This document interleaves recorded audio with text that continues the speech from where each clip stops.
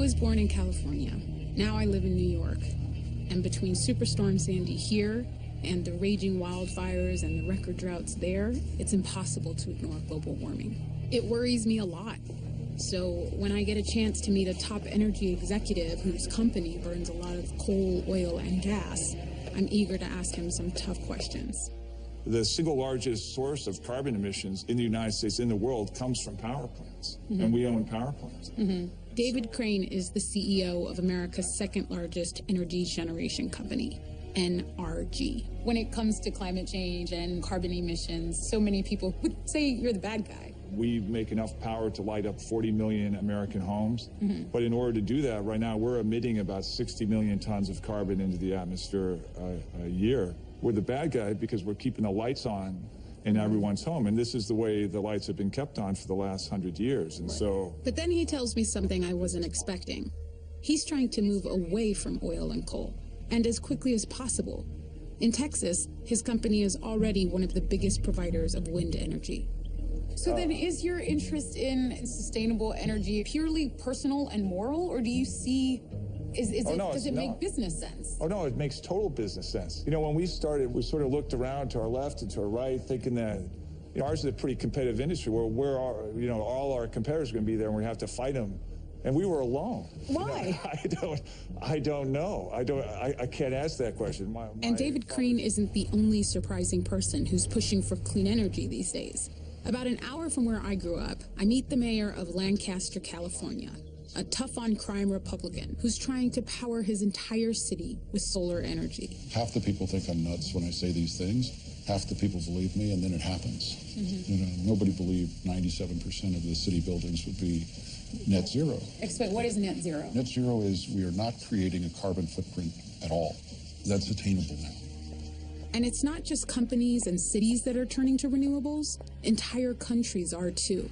People have been talking about solar and wind since the 1970s when, you know, Jimmy Carter was talking about this stuff. So it's been around for a while. But what's different now is that you've got Germany, Japan, Denmark, really large, sophisticated economies that are now sprinting towards renewable energy because we're cost effective. We create a huge amount of jobs. We're local, so you don't have to worry about importing foreign oil or doing all of those things. So what's stopping our country from doing the same thing? Renewable energy seems to be more viable than ever. But I'm also learning there are some powerful forces standing in its way. Our planet is changing in ways that will have profound impacts on all of humankind. I'm here to say we need to act.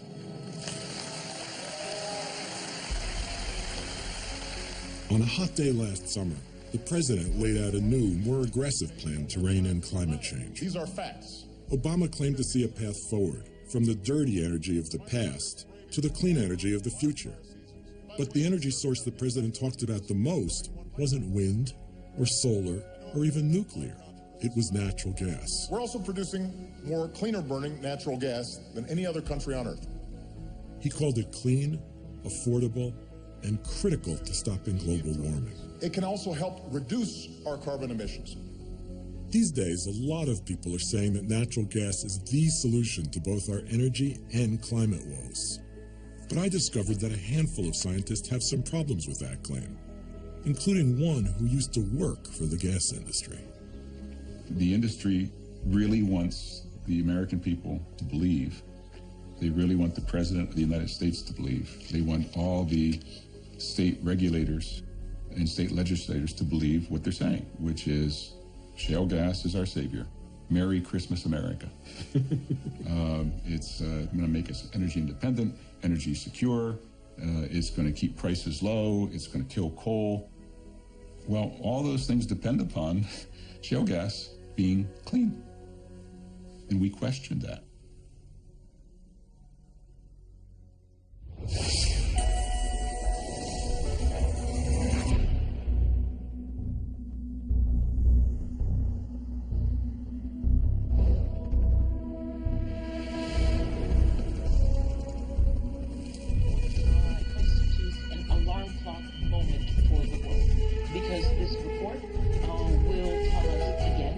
Everything we thought we knew on climate change faster, intense fashion than we had thought. We all know that human activities are changing the atmosphere in unexpected and in unprecedented ways. That the greenhouse effect has been detected, and it is changing our climate now. The atmosphere and ocean have warmed. The amounts of snow and ice have diminished. Sea level has risen, and the concentrations of greenhouse gases have... There's no more fire season. We have wildfires all year round. Climate change, extreme weather, pull up, if you will, and our vulnerability to it. 12 years of drought has left the landscape bone dry. We got any patriots in the crowd? A new scientific report has determined the last decade was the warmest on record. Our world is changing faster and more dramatically than ever before.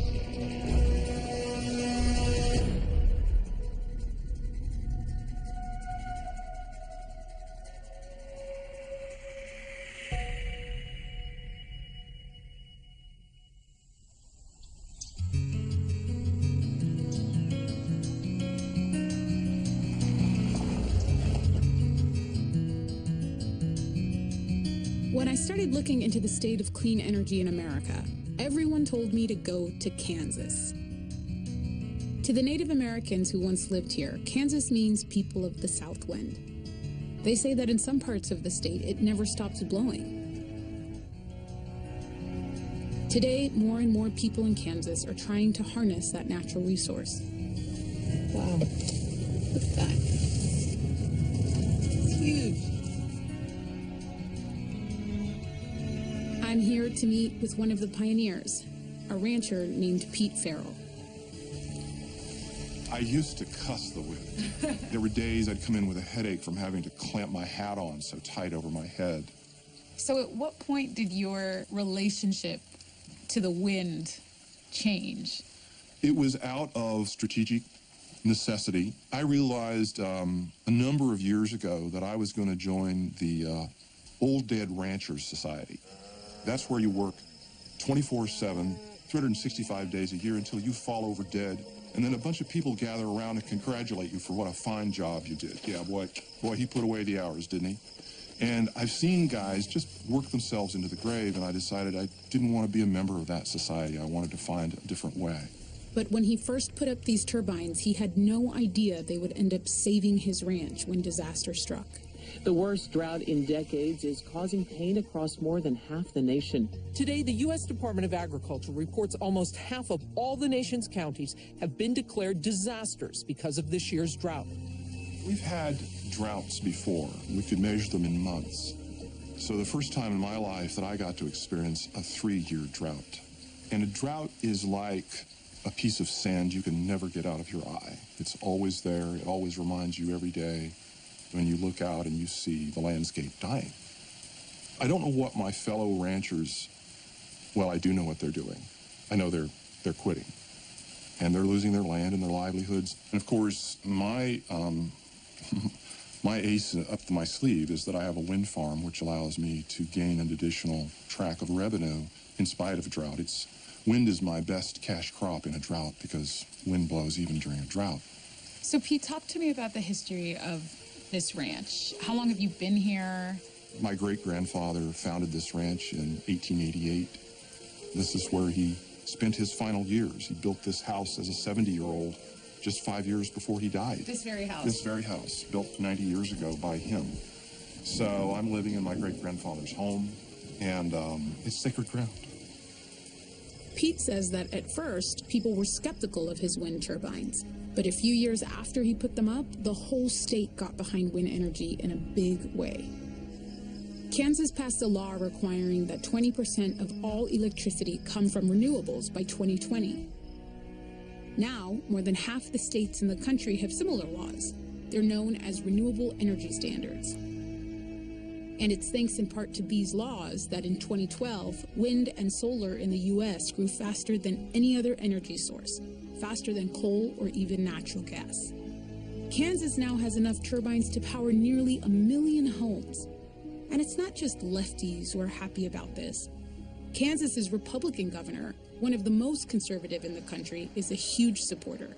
If we do this right, we will see the development of a renewable energy corridor throughout the state of Kansas that will provide jobs for rural Kansas and clean energy for the world.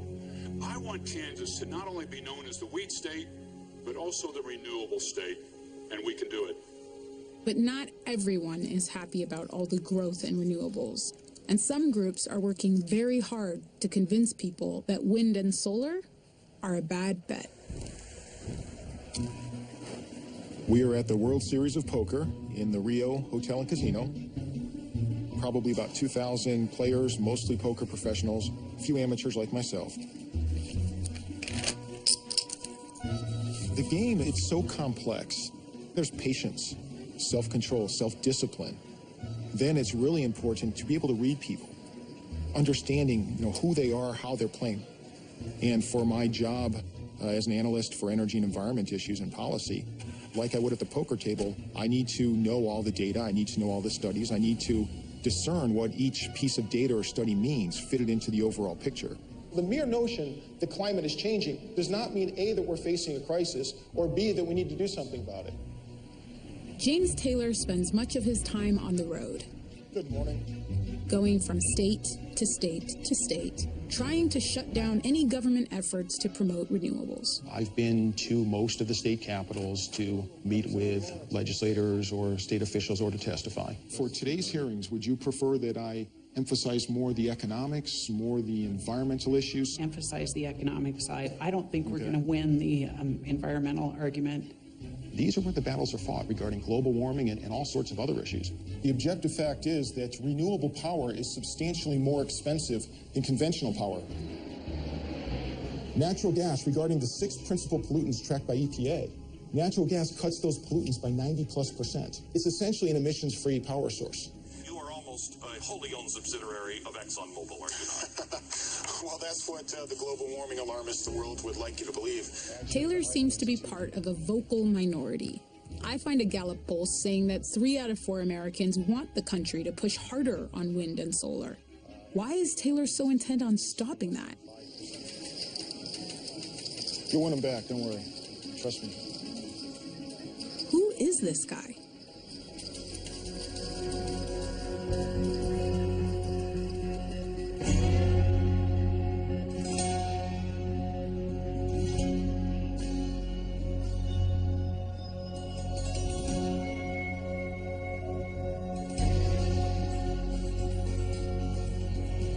Keep an eye out for golfers. Hopefully they're sending them off the other way. I don't want to get hit in the back of the head. It would take a very weird shot for us to get hit in the back of the head. I'm a columnist for the New York Times, and I write a lot about climate change. In the last few years, there's been growing excitement about natural gas as a clean alternative to coal and oil. And in cities like Fort Lupton, there's another reason to be excited. All the money that's flowing. This is an oil and gas operations area. It's within 400 feet, 300 feet of residential homes on the golf course. No complaints, no problems. This is the way it is, and people are okay with that. If there were any complaints, I can guarantee you that they'd be calling the mayor. So I would be able to, I'd be hear that. When I first got elected, we were having foreclosures left and right, just like it was across the country. 2008, 2009. Yeah. And when I got in, the oil and gas came. And when that came, we started adding jobs. And so it made a huge difference. I mean, everybody's up at least 20% in their business, 20 to 30%. We're the Saudi Arabia of natural gas. Just a few years ago, America's energy future looked uncertain. Then fracking came along. It's an intensive process where millions of gallons of water and chemicals are injected underground to break up the rock and free countless tiny pockets of natural gas. For the first time, fracking made it possible to extract the gas from a type of rock called shale. Around the same time, massive new shale formations were discovered. Suddenly, America had a new domestic energy source, worth more than $10 trillion. Soon, we're fracking at an almost inconceivable rate, drilling more than 35,000 new wells a year.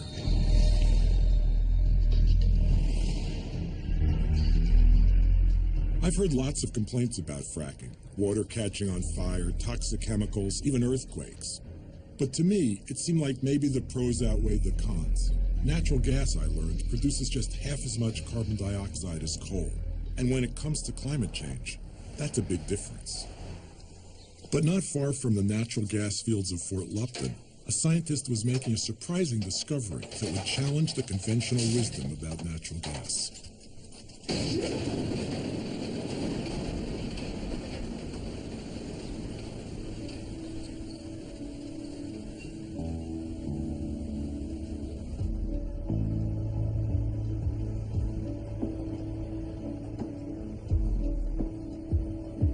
We started doing measurements in the Denver Basin, north of Denver, in 2008. We had equipped a tower with instruments to measure methane, carbon dioxide, and a few other gases. And we noticed interesting readings. We had a signal there we had never seen before. Yeah, very first. In 2008, Gabby Petrone, a top government scientist at the National Oceanic and Atmospheric Administration, couldn't believe what she was seeing. High levels of methane, a greenhouse gas up to 80 times more powerful than carbon dioxide. And hence, methane, propane, butane, almost in every sample. Methane is a strong greenhouse gas. And I had never seen this kind of measurements. So we're like, okay, let's try to understand better what this tower is telling us.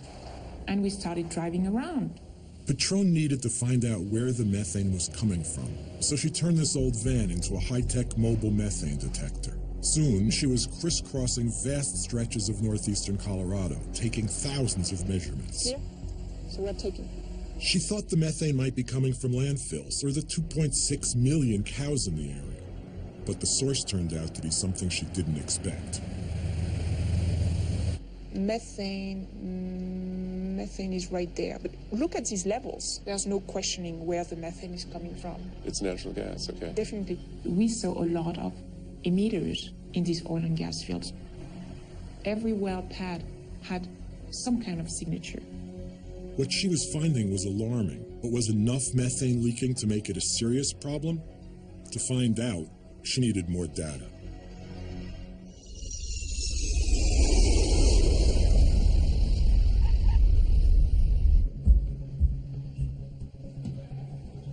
James Taylor is a senior fellow at the Heartland Institute, a libertarian think tank.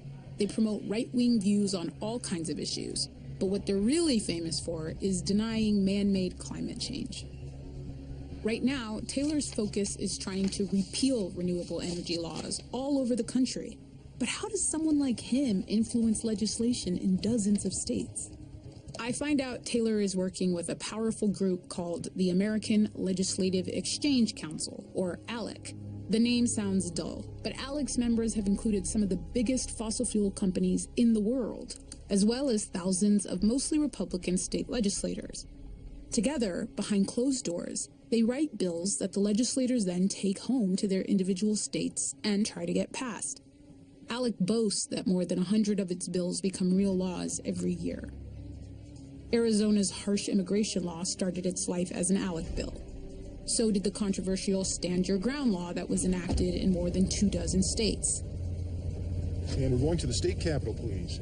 And then there's the Electricity Freedom Act, co-written by James Taylor.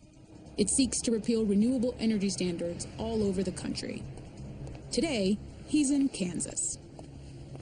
Many states are on the verge of rolling back their renewable power mandates. They're very close, especially since the fracking revolution, where we've been able to produce more natural gas. And oftentimes, when one state takes that first step, that enables others to follow. I think Kansas is going to be one of those states that is going to set the tone in the next few years. And with Heartland and ALEC at his back, Taylor has direct access to lawmakers across the country. So my friends Dennis Hedke and Forrest Knox here in the Kansas legislature, we share ideas on a frequent basis, and we're meeting together to discuss those issues. Good to see you again. Dennis Hedke is the chairman of the House Energy and Environment Committee and a member of ALEC. He's trying to put a stop to Kansas's renewable energy mandate with a bill inspired by Taylor's Electricity Freedom Act.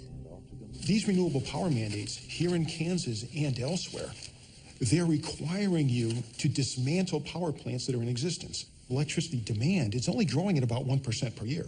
So if you're to get to 20% by 2020, it means you have to take out existing perfectly good power facilities in order to build more of the wind and solar to make the 20%. A lot of folks really just can't handle the truth. That's the way it is, but we've got to try our best. That's a great point. Heartland introduces me to ideas and concepts that I wouldn't generate on my own. They have studied the issues in significant detail, and so they make recommendations to policymakers like myself. So that's the value to me is it saves me time, big savings of time. Anything I can do to help in terms of providing information or reaching out to people, just let me know. Happy to do it. Yeah. Thank you. So if forces succeed in rolling back the renewable energy standard, what does that mean for wind farmers? The rollback would have huge effect on farmers and ranchers who then would no longer have the opportunity that I had to have a wind farm on their property. They have a drought. They have no other option. They're just done.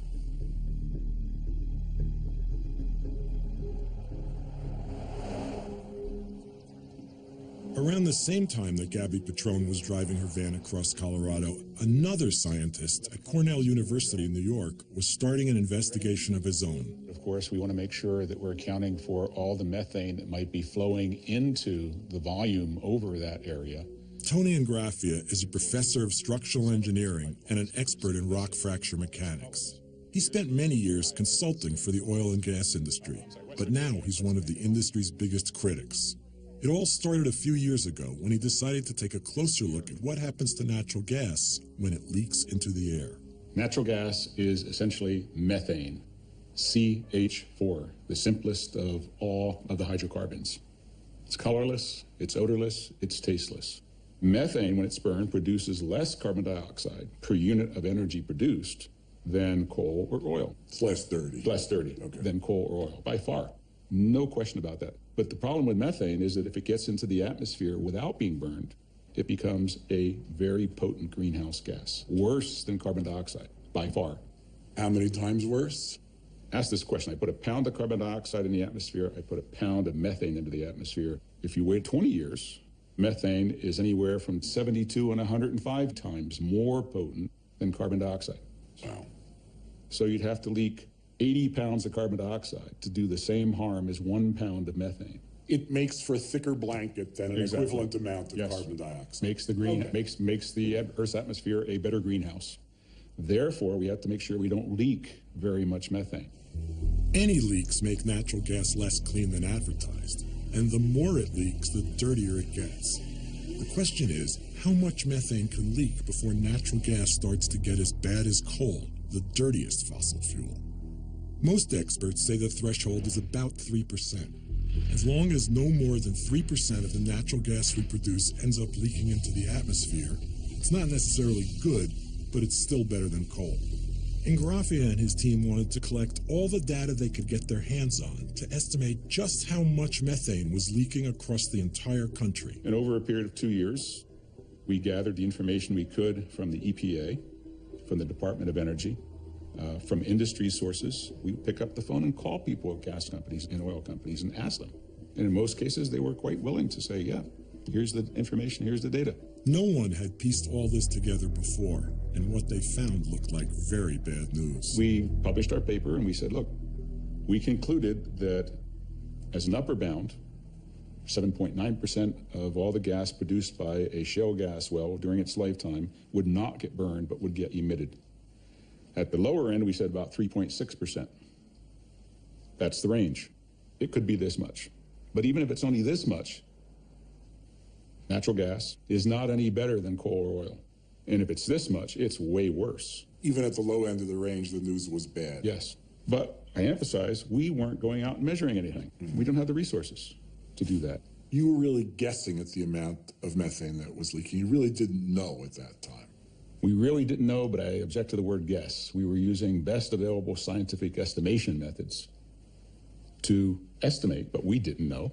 We don't know now. No one knows. Even so, the natural gas industry maintains that the leak rate is only about 1%, and they didn't take kindly to Ingraffia's results.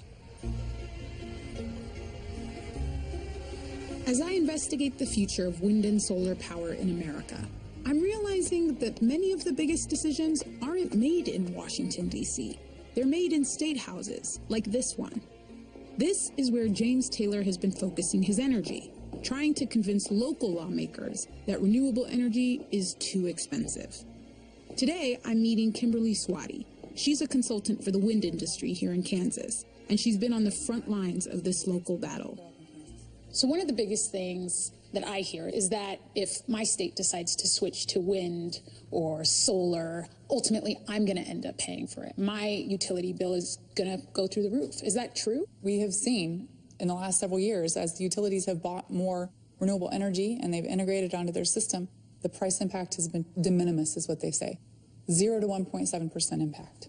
So not in Kansas. Your rates will not go up in Kansas. It's no surprise that Swati would say good things about wind, but a report by the state of Kansas itself backs her up. And while it's true that in some states renewable energy isn't as cheap as fossil fuels, prices are falling incredibly fast. Wind and solar dropped by more than 50% just between 2008 and 2012. And here in Kansas, wind has also generated tens of millions of dollars for landowners, brought in billions in investment, and helped create over 12,000 jobs. The forces that are interested in pulling back are primarily external forces. And who are they? We've seen organizations like the Heartland Institute has come into Kansas and put out information that is misleading about the cost of wind and renewables. And what is it that they're saying about the cost of renewable? They're saying that renewable energy costs a lot more than what it really does in Kansas. And I'm 7th generation Kansan, and this is a very important place for me. We have good things happening here right now. And it's very frustrating to see people come in and provide information that's not accurate for our state to try and undermine policies that have absolutely worked for our state.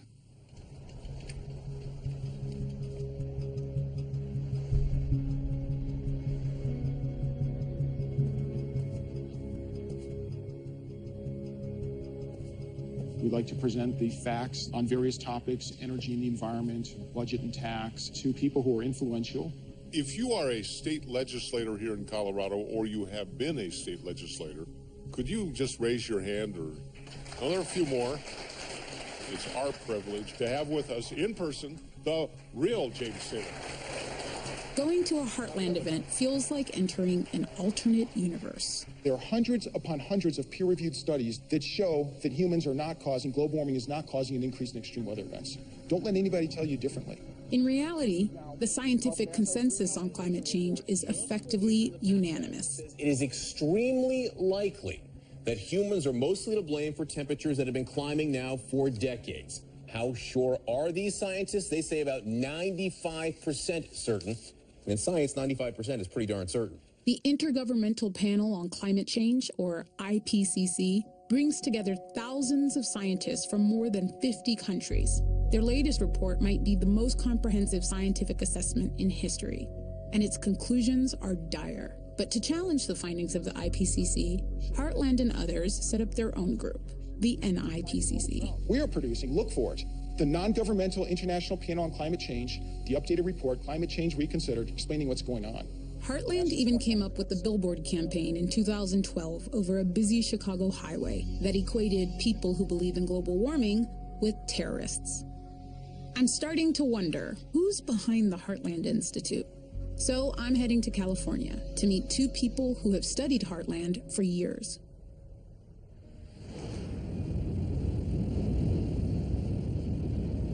I'm on my way to meet with Mark Bowling, a top executive with Southwestern Energy, the 5th largest natural gas producer in the nation. I want to ask him about Dr. Ingraffia's paper, which estimated that more than 3% of all the natural gas produced in the U.S. is leaking. We are not going to let those profits go up in the air. So that's part. I'm not sure whether that's the real answer to your question, but it's from our perspective. From industry's perspective, we said, well, of course it can't be that high. We'd be fired if we allowed our leak rate to be that high. It's obviously a touchy subject, because he's the only industry official who would agree to talk on camera. And he wants to show me how preventing leaks is just smart business. That's where we capture all of the gas from the minute that it comes back from a hydraulic fracturing flowback and put it right into the sales line. Several years ago, Southwestern started doing what it called green completions to capture gases, including methane, that would otherwise escape into the air. The old way we used to do it, like this. We would vent probably 16 million cubic feet of gas on average from each well that we are now capturing. Multiply that by the amount of money you make per 1,000 cubic feet, it pays for itself. So you're making money on it because you're selling the 16 million cubic feet that you're capturing from Absolutely. Air combined with fresh snow, and you kind of had the... Bowling says Ingraffia's research just focused on the dirtiest wells. When I looked at some of the assumptions they used to come up with their numbers, and I go, oh, well, the study lost credibility with me in that regard. And the kind of work that was put into it wasn't what it should be to come out and make those statements like, hey, natural gas is dirtier than coal. That just didn't seem right to me. After talking to Bowling, I try to find out how many other companies are actually doing green completions. No one seems to know, not even the government. Nevertheless, when it comes to methane leaks, the government more or less agrees with the industry estimates. The Environmental Protection Agency says the leak rate is just 1.5%, well below the 3% threshold. I wanted to find out how they get that number, but for some reason the EPA declined to talk to me on camera. But then I found the former EPA official who was willing to talk, and he explained how the agency comes up with its estimates, which are officially called emission inventories. I've worked 38 years with EPA and actually formulated the techniques for developing emission inventories. I was responsible for them right from the start. They're of necessity guesses. That's because the EPA doesn't do comprehensive measurements. As crazy as it sounds, when the EPA says methane emissions are going down in the U.S., they're pretty much taking the gas industry's word for it. All these emission inventories, by the way, are derived from industry-supported data. So when EPA publishes estimates of methane, of leaks of methane, that data is coming from industry. Right. Is it at all independently verified? No. You know, Mark, in my experience, developing and maintaining emission inventories nationally for many years, every time we looked further, we found more emissions. And every time there was some sort of large growth in a particular industry, there were unforeseen emissions. And we're in the same situation today, certainly with the gas drilling that's going on now. The extensiveness of it is unbelievable. But EPA's recently lowered their estimate of methane leak rate. Well, where did the data come from? The data came from the industry. Right. Now, that's like Farmer John sends the fox out to say, how many chickens do I have? And he comes back and says, you got 10 less chickens this year than you had last year. Yes. It seemed like everyone was guessing about methane leaks. But in Colorado, Gabby Patrone's research was finally yielding some concrete results.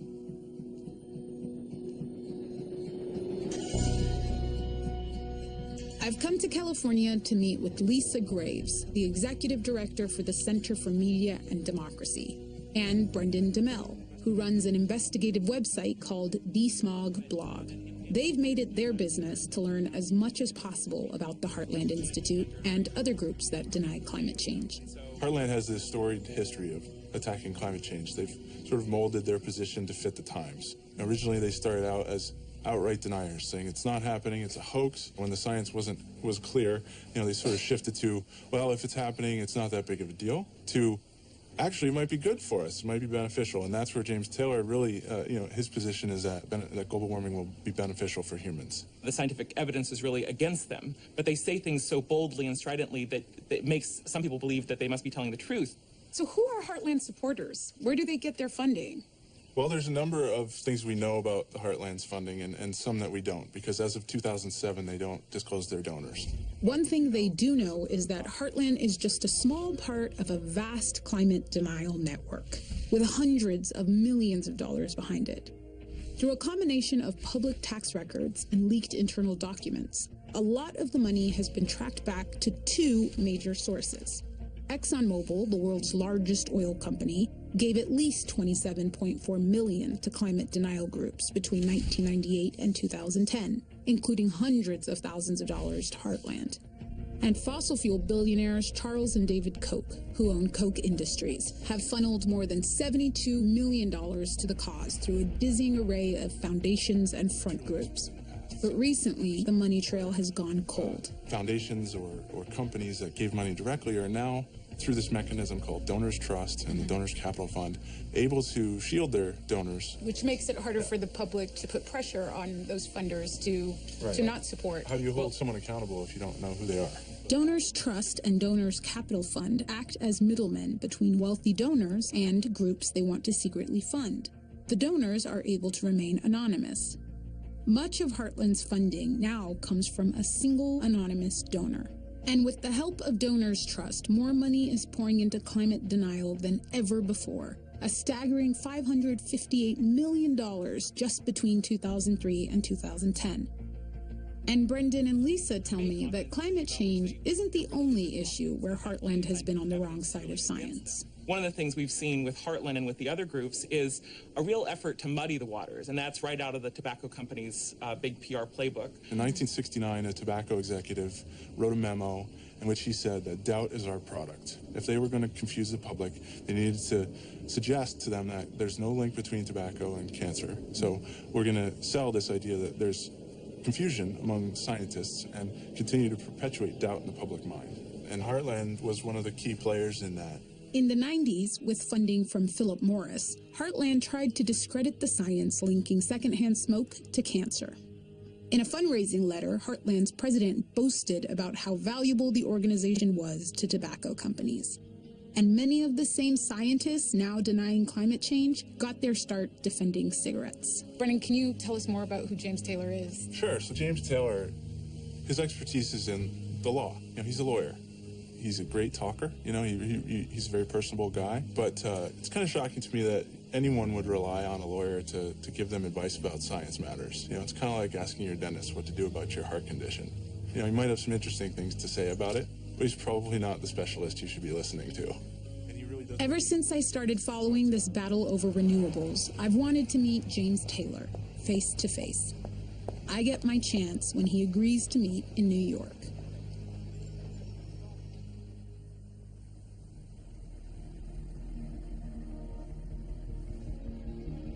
After more than 2 years driving around collecting samples, Gabby Petrone had a wealth of data showing leaks throughout the entire natural gas system in the Denver Basin. What'd you do with that information? Where did that go? We wrote a paper and we estimated at the time that on average 4% of the gas that was extracted from the ground ended up in the atmosphere instead of in the pipeline. You're showing a leak rate that's much, much higher than EPA estimates and 4 times as high, a minimum of 4 times as high as what the industry says there is. That's right. But this is real information produced by scientists using real instruments. And peer-reviewed. Peer-reviewed, impartial, etc. You present this information to the industry and they say what? They have a lot of questions. I don't think that everybody's happy with what we found. Here was an independent study produced by top government scientists, suggesting that, at least in the Denver Basin, natural gas is far from clean. Not surprisingly, the industry argued that Petrone's results were just an outlier, a single snapshot of a vast natural gas system.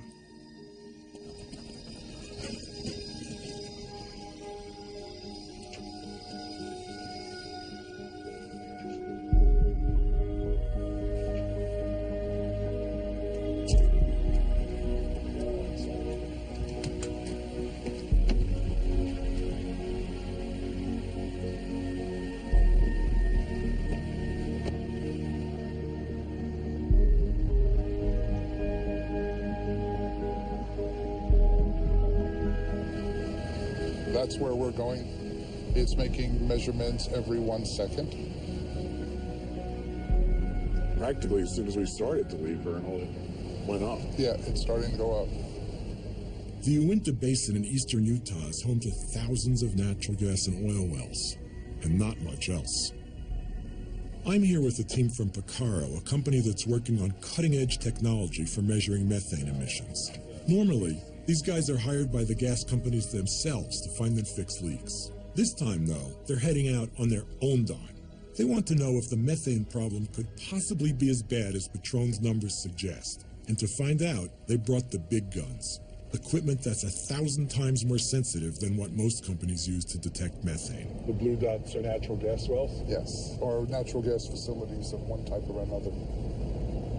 It's insane. We're driving down this road, and we took that right turn, and then within minutes, at first it doubled, now it's sitting close at to triple limit. Yeah, that's correct.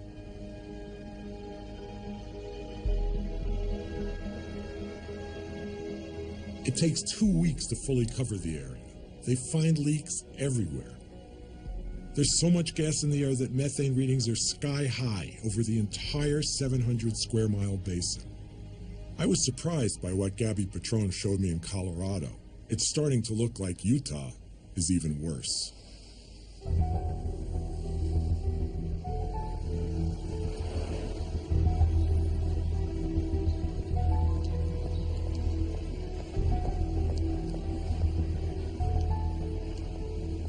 What is your point of view? Where do you stand on climate change? Well, we know that carbon dioxide is a greenhouse gas. If you add more to the atmosphere, you're going to get some global warming. So it's human nature to see change and fear change. But the best evidence out there, the best scientific evidence and data show that the moderate warming that is occurring is beneficial to human welfare, as it always has been throughout human history. Can you talk to me about who supports you and the Heartland Institute? Who your funders are? Yeah, first of all, working on policy issues, I make it a point not to know. I don't want that to influence what I write and think. And even if I wanted to know, the Heartland Institute prevents me from knowing it. You don't know who your funders are? I have a general idea of some, oftentimes because some global warming activists or people that don't like the Heartland Institute, they'll assert that we receive money from this group or that. In general terms, what I do know is that the vast majority of our funding comes from private individuals and from foundations. And if you look at corporations that have a stake in the energy debate, especially fossil fuel companies, that would be a very small percentage. Why is this something worth fighting? Why is renewable energy bad? Yeah. People like to talk about carbon dioxide and global warming, but they don't talk about the 1.4 million birds and bats, including many endangered species, that are killed each year by wind turbines. Also, according to the wind energy industry itself, it requires 300 to 600 square miles of wind turbines to replace a single conventional power plant. Don't we need those things to help us jumpstart a new economy or a new solution to fighting a modern problem like climate change? Well, if global warming were a very serious problem, then certainly we would be wise to look into that. But the science indicates that it's not a very serious problem. But James, I'm really confused because 97% of climate scientists say that it's real and that it's a problem and that it's man-made. And you, with all due respect, you're a lawyer, right? I'm a lawyer by training. You're a lawyer by training, but you're not a scientist by training. I'm a scientist by training as well. You're a scientist. I successfully completed Ivy League atmospheric science courses, so I'm a scientist by training. Okay. But let's get to your question. Well, my question is that I'm confused because there's over here kind of a mountain of evidence that suggests it's a problem, it's man-made, people will suffer. So why focus on the smaller evidence versus the mounting evidence? Well, I think your premise is wrong. In fact, more than 31,000 scientists signed on to a letter, a summary of the science, explaining why global warming is not a human-caused crisis. That letter you're talking about, that's the Oregon petition? Yes, indeed. I'd heard about this from Brendan and Lisa in LA. The Oregon petition. Right. It's one of the, the original sort of efforts by the denial industry to suggest that they had thousands of scientists on their side that would say that global warming is not a problem. Right. But then as you look through those lists, there were fictitious names. Everyone from Star Wars characters to a member of the Spice Girls have shown up on that list. There certainly are some scientists. They're meteorologists, they're geologists, they're biologists, certainly people with expertise in their area, but they're far outside their specialization. Most of these people, they're not climate scientists. There was a name on it that was one of the Spice Girls. Who told you there that? Were names You're getting on bad it. There were information, names America. on it. Like if you look at the petition itself, If you contact the scientists who put it together, they will present documentation. They have it on their website. More than 31,000 scientists have signed it, and it's documented. It's documented. After meeting James, I did some more research. His science training consists of a few undergraduate courses he took over 25 years ago. As for the Oregon petition, it turns out anyone with an undergraduate science degree can add their name. The website brags about the number of signatures, but less than 1% even claim to have an expertise in climate science.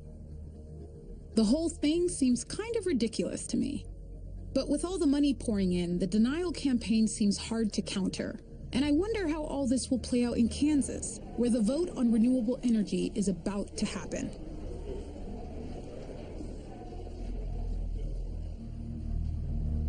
When we got to Utah, I was shocked. I have never, and I have done measurements all over the world. I have never seen that situation ever, over hundreds of square miles. The number of leaks in Uinta is staggering. A few weeks after our trip to Utah, Eric Crossan from Picaro is analyzing the data we collected. What he's finding is hard to fathom. We did a back-of-the-envelope calculation and came to the conclusion that the leak rate coming out of the Uinta Basin was about 11%. Utah, in other words, is even worse than Colorado. And on the heels of Picaro's findings, another group of NOAA scientists looks at methane emissions coming from a mixture of oil and gas wells in the Los Angeles basin. Their number? 17%. We hear industry say, there's just not that much in the way of leaks. Maybe we're losing 1%. It's not that high. It's not that big a problem. What do you say to that? They're wrong. They're just flat out wrong in terms of what these emissions are. The EPA is flat out wrong as well. But it's like so many other inaccuracies in life. If you repeat them often enough, and if you repeat them loud enough, and you defend them vociferously, then that kind of becomes accepted as truth. Los Angeles Basin, up to 17%. Now, granted, that's one basin. Utah was another basin. Colorado was another basin. But these basins are starting to line up. All the data comes out so far. Doesn't bode well for the final answer, looking like it's way low, like the industry says, oh, less than 1%. Impossible. Absolutely impossible. NOAA measured, got levels of 17% in the Los Angeles basin. You know, it takes a lot of 1% emissions to bring that average back down. I can tell you that I looked at the studies that NOAA did, and I know something about the Picaro instrumentation, and I think some of those numbers, they certainly concern me. How could you say that methane emission rate was 1.5%? Very, very difficult to get there from here for that. After what I've seen and working on this story for months, a 1% leak rate industry-wide, countrywide, that really seems laughable. No question there's work to be done, but we can all waste our time about, is it 4%, is it 8%, is it 1%, or we can all just say, I don't care what anyone thinks it is, let's go out and fix the problem. It's nice to hear someone from the industry at least acknowledge there's a problem.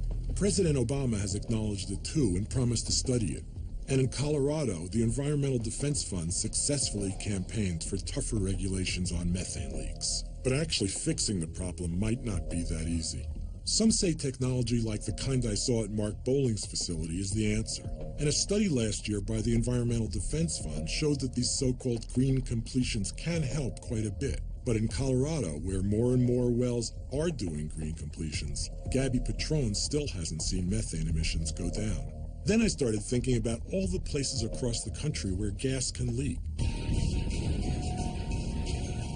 Not just the hundreds of thousands of wells, but a pipeline system 1.5 million miles long, with tens of thousands of compressor stations, countless valves, and corroded pipes running under towns and cities everywhere. Even under the very city where the future of natural gas will be decided.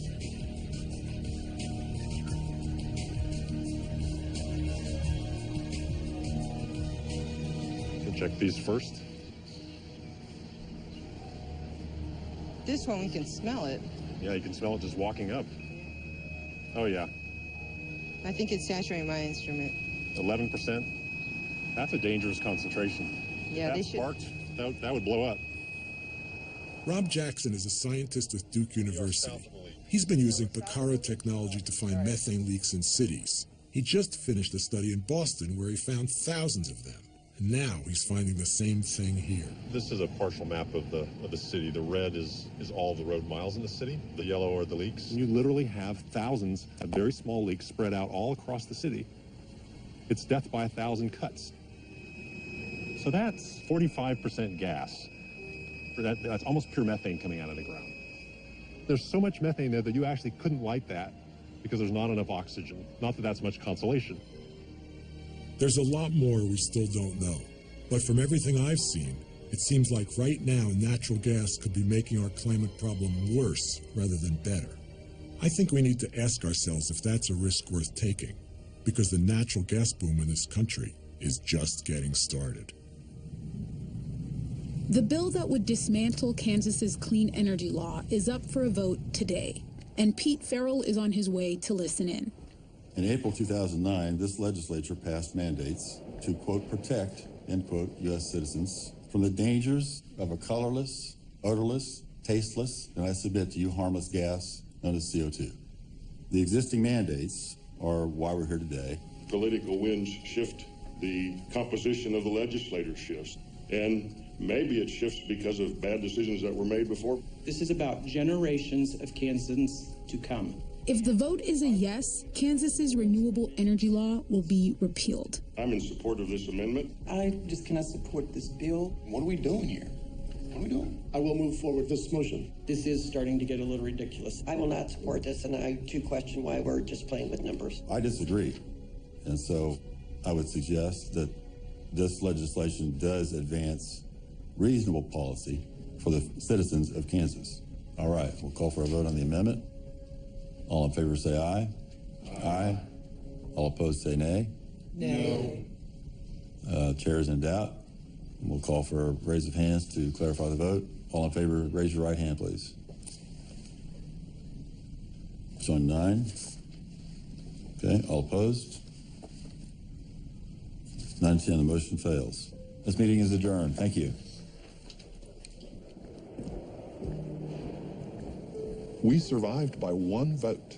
One vote kept us from destroying the renewable energy standard in Kansas. So it wasn't like it was a slam dunk or anything. And do they really think that that's in the best interest of the people in Kansas? No, I don't think they think it's the best interest of the people of Kansas. I think they think it's the best interest of powerful corporations. America, this is absolutely my favorite spot. Not only is this where the ashes of my parents and my sister and loved ones are, but it's the best view of the world, in my opinion. We've got everything up here. We've got the most gorgeous tall grass prairie in the world, and we have a state-of-the-art wind farm as a backdrop. But I heard you say that you think they're beautiful, but because of what they symbolize. Yeah, what they represent. The ability to generate electricity without putting carbon in the air. It's always been a central point for me. You know, we're going to run out of oil and coal. Do we want a hard landing or a soft landing? And I think moving to renewables provides a soft landing for us. In the end, despite the efforts of Heartland, ALEC, and others, not a single state voted to repeal its clean energy law in 2013. Instead, 4 states actually increased their goals for renewables. But Taylor is planning to continue the fight. I'm very optimistic. I'm very pleased with the way events have been unfolding in the states. Sure, I would like to have had some renewable power mandates rolled back by now. When I say by now, it's only been a couple of years that we've really turned the momentum. But I really think that I have a strong hand in terms of what I'm advocating in the climate debate. And I'm very comfortable in my own skin in that debate, just like I am at the poker table.